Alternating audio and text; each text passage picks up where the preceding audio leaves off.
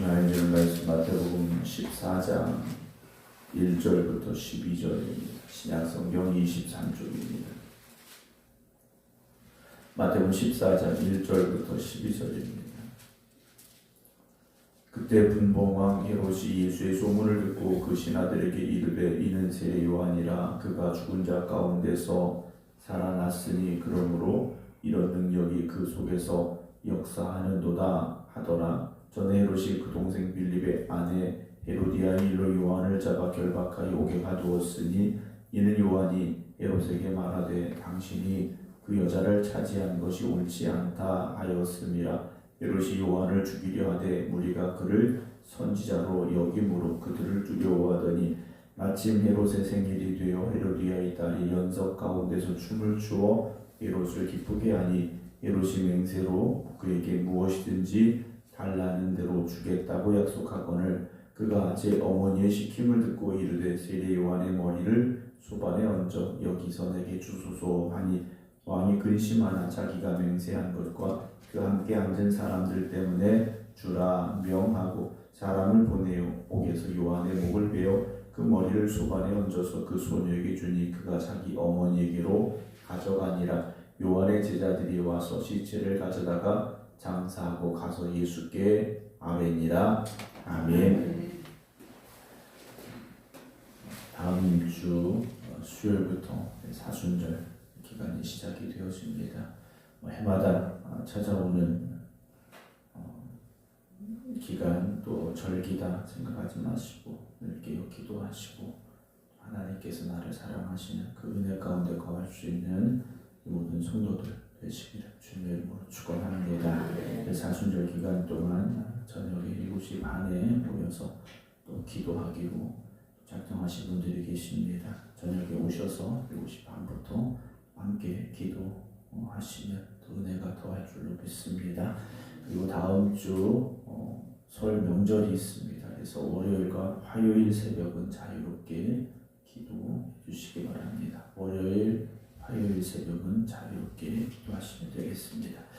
오늘 이제 분봉왕 헤롯입니다. 이 분봉왕 헤롯은 이 당시 갈릴리 지역을 통치하고 있던 왕이라고 볼 수 있겠는데 더 자세히 말하면 왕의 권한을 가지지는 못했던 사람이라고 보시면 됩니다. 요즘 우리로 말하면 도지사 정도 된다. 그러니까 로마가 임명한 갈릴리 지역을 다스리는 그런 통치자라고 보시면 되는데요. 이 분봉왕 헤롯이 예수의 소문을 들었다라고 되어 있습니다.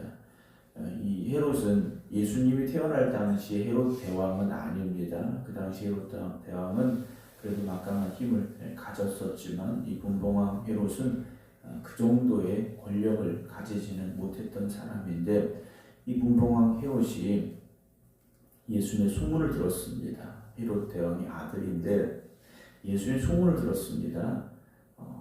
그런데 이절에 보면 그 신하들에게 이르되 이는 세례 요한이다 그래요. 예수님의 소문을 들었는데 야 이거 세례 요한이야? 라고 이 분봉왕 헤롯이 이야기를 했습니다.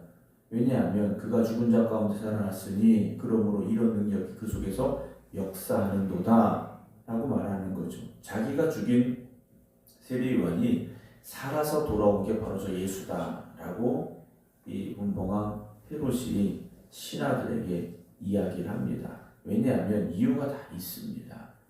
3절에 전에 헤롯이 그 동생 빌립의 아내 헤로디아 일로 요한을 잡아 결박하여 옥에 가두었던 일이 있죠.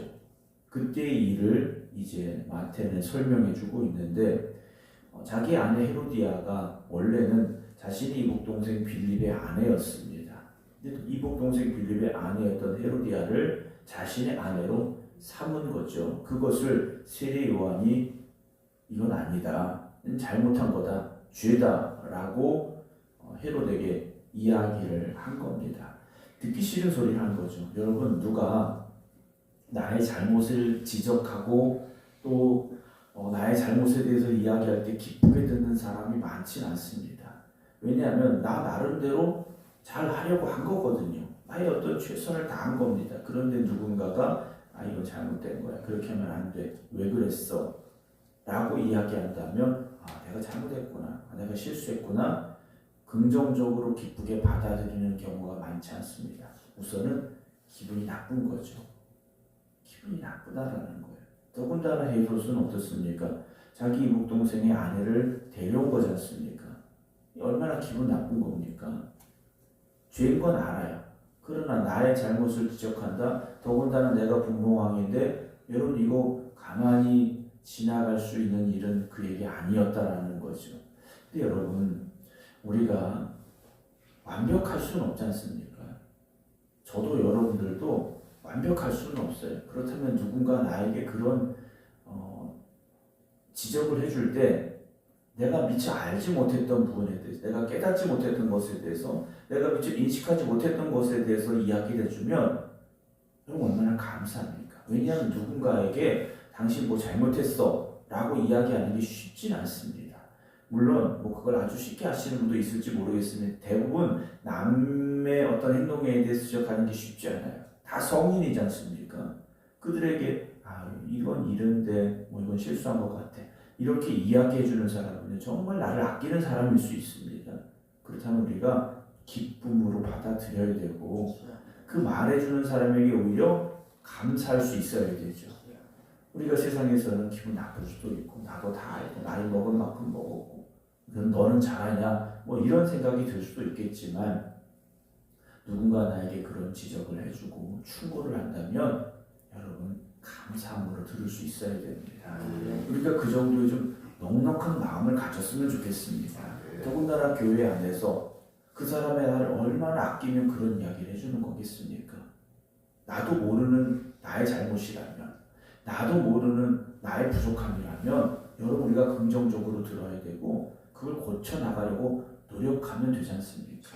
기분 나쁘게 듣지도 말고 나를 또 지적하는 너는 얼마나 잘해서 이런 마음 갖지 말고요. 정말 우리가 나에게 이런 부분도 있구나, 내가 이런 걸 몰랐었구나 생각할 수 있다면 오히려 감사할 수 있다라는 생각을 가져보게 됩니다.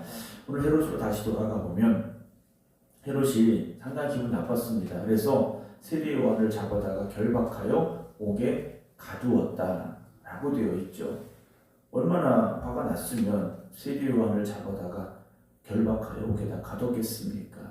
4절에 이는 요한이 헤롯에게 말할 때 당신이 그 여자를 찾아낸 것이 옳지 않다. 세리 요한이 누굽니까? 선지자입니다. 선지자가 자기한테 이렇게 말한 거예요. 그럼 어떻게 됩니까? 회개해야 되죠. 다윗을 기억해 보십시오. 다윗은 어떻게 했습니까? 자신의 잘못을 지적하는 그 경고 앞에서 회개했지 않습니까?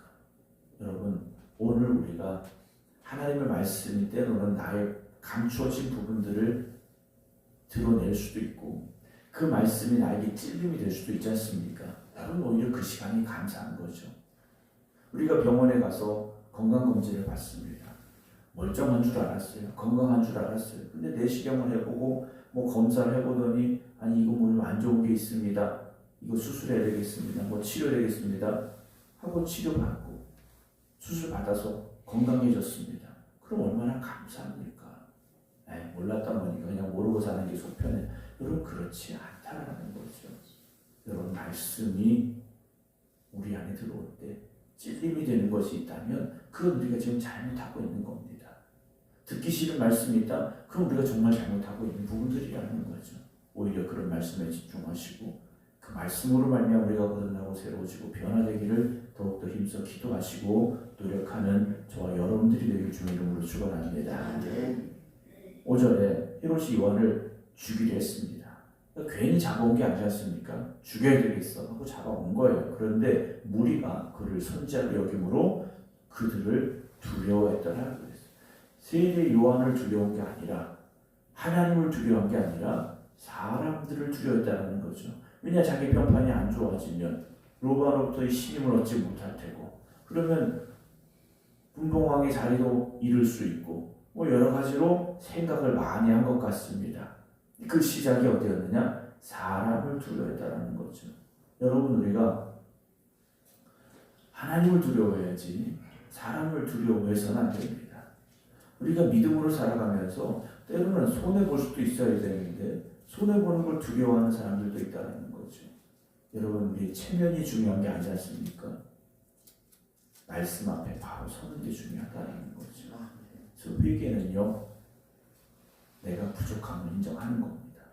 내가 잘못된 걸 인정하는 겁니다. 그때 진정한 회개가 시작이 되어진다는 거죠. 그래서 세례 요한을 감옥에 가뒀지만 죽이지는 못하고 있는 상황이 된 겁니다. 6절에 마침 헤롯의 생일이 됐습니다. 생일 잔치가 열렸는데 헤로디아의 딸이, 자기가 사랑하는 여인의 딸이 그 잔치에서 춤을 추는 겁니다. 그래서 헤롯이 기뻤다라고 되어 있어요. 여러분, 오늘 우리의 기쁨의 근거, 기쁨의 이유가 어디 있습니까? 오늘 우리가 기뻐하는 그 기쁨의 이유가 어디 있는가 한번 생각해 보십시오. 여러분, 우리가 세상적인 것 때문에 물론 기쁠 수도 있겠지만 그것이 우리의 기쁨의 전부가 되어서는 안 됩니다. 우리가 세상적인 것 때문에 기쁘면 또 그것 때문에 속상할 수도 있지 않습니까? 근데 헤롯은요, 그 잔치에서 헤로디아의 딸이 춤을 추니까 그것 때문에 기쁨이 됐습니다. 그럼 기쁘고 끝났으면 되는데 헤롯이 맹세로 그에게 무엇이든지 달라는 대로 주겠다고 약속을 한 겁니다. 죄라는 것은요, 늘 우리의 깊은 묵상 없는 말에서부터 시작한다는 거죠. 성도의 말은 그냥 생각나는 대로 하는 말이 되어서는 안 됩니다. 한 번 더 기도하고 정말 내가 이 말을 하는 것이 하나님이 기뻐하시는 말일까? 내가 하는 이 말이 정말 믿음의 말일까? 내가 하는 이 말이 정말 사랑의 말일까? 내가 하는 이 말이 공동체를 온전히 세우는 말일까? 여러분, 그런 깊은 묵상이 우리에게 있어야 된다는 거죠. 물론 대화하다가 그런 깊은 묵상을 할 시간이 없을 수도 있겠죠. 그래서 가능하면 성도는 늘 묵상하는 삶을 살아야 됩니다. 그 깊은 묵상 가운데서 우리의 말이 정화되기 시작하는 거죠. 걸러지기 시작하는 겁니다. 그래서 간혹 말을 하다가 생각 없이 튀어나오는 말이 있다면 그 말을 하나님이 걸러주시는 거죠. 우리가 해야 될 말과 하지 말아야 될 말들을 하나님께서 분별하게 하시는 지혜를 주시고 그런 마음을 주시는 겁니다. 근데 말이 앞서다 보면 실수하게 돼 있고 범죄하게 돼 있습니다.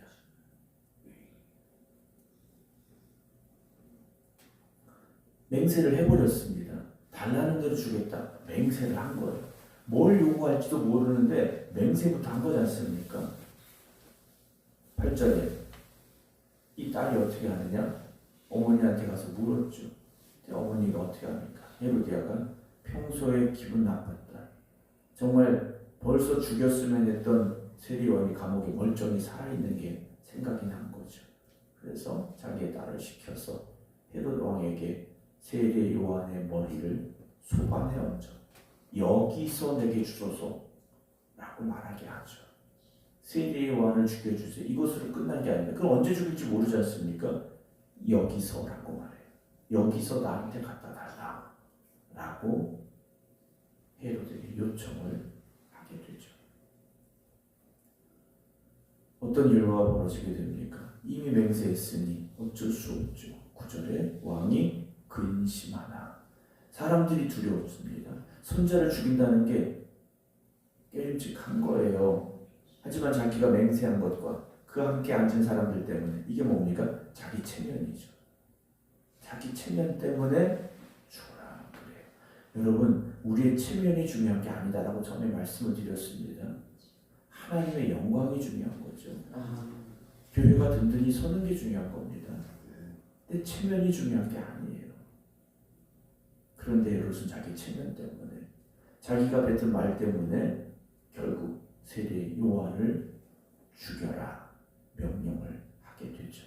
사람을 보내 옥에서 요한의 목을 베어 그 머리를 소반에 얹어서 그 소녀에게 주니 그가 자기 어머니에게로 가져갔다라고 되어 있습니다. 여러분, 살인했지 않습니까? 살인을 한 거예요. 세례 요한이 어떤 죄를 지었습니까? 정말 죽을 만한 죄를 지었느냐? 그렇지 않다라는 거예요. 그런데 순간의 체면 때문에 그걸 지키려는 헤롯의 이 마음 때문에 세례 요한의 생명을 죽이는, 세례 요한을 죽이는 일이 이곳에서 벌어지고 말았다라는 거죠. 여러분, 우리가 우리의 삶도 어느 한순간 무너지는 게 아닙니다. 쌓이고 쌓여서 결국 무너지게 되는데, 여러분, 그래서 우리가 매일 나를 돌아봐야 되는 거죠.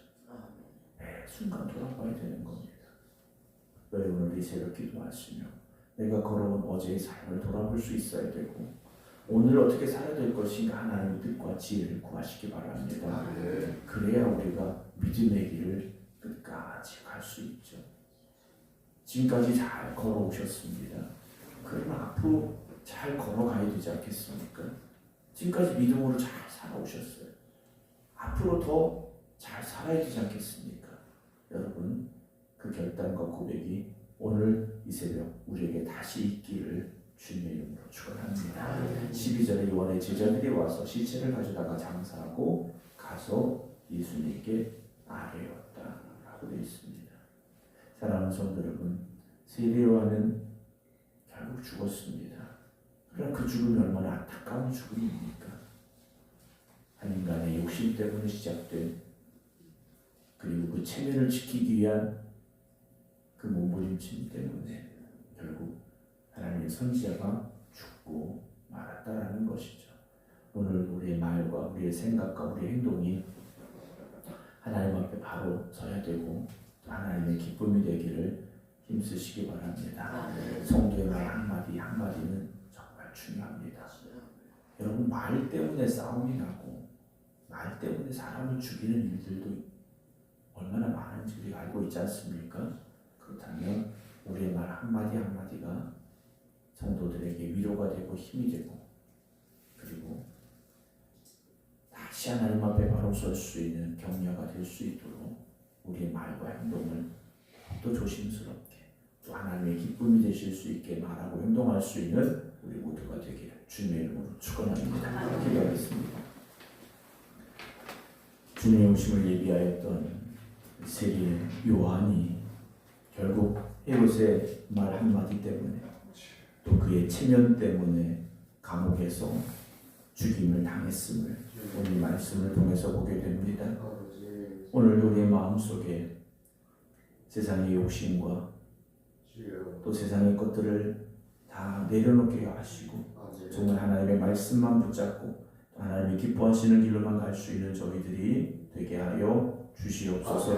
특별히 오늘 하나님 앞에 간절히 간구하며 기도합니다. 우리의 말과 우리의 행동, 우리의 생각을 주장하여 주시어서 정말 우리의 말과 우리의 행동을 통하여 사람을 살리는 말이 되게 하시고 교회를 든든히 세워가는 우리 행동이 되게 하여 주시옵소서.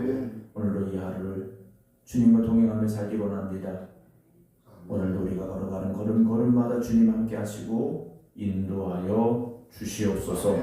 이제는 우리 주 예수 그리스도의 은혜와 아버지 하나님의 무한하신 사랑하심과 성령님의 감동 감화 교통 역사하심이 오늘도 우리를 붙잡아 주시고 인도하여 주시옵소서. 기도드리는 모든 성도들 위해 이제부터 영원토록 함께 하시기를 간절히 축원하옵나이다. 아멘.